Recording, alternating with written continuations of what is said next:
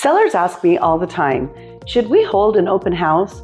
Will that help to get my home sold? Hi, I'm Lisa Romero with Echelon Realty and Equity Advantage. I'm going to let you in on a little secret. An open house is often more of an opportunity for your realtor to find new clients than for you to actually sell your home. For example, many people that come through an open house are curious neighbors who are thinking about selling their own home, or like with my last open house, I had a couple come through from out of town who still had a home to sell, but were looking to meet realtors so that they could choose one to help them when it was actually time for them to buy a home. But there are markets when an open house completely makes sense. Back in 2021, when there were 50 buyers for every home, an open house made perfect sense.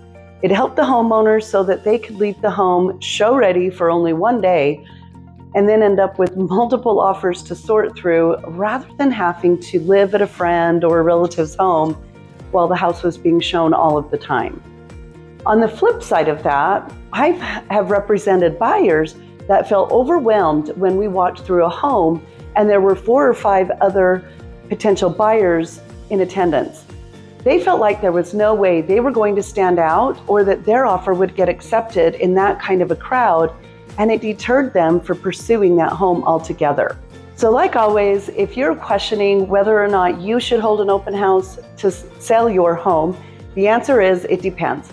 Just give me a call. I'm happy to talk through your personal situation so that we can make the right decision of what's best for you.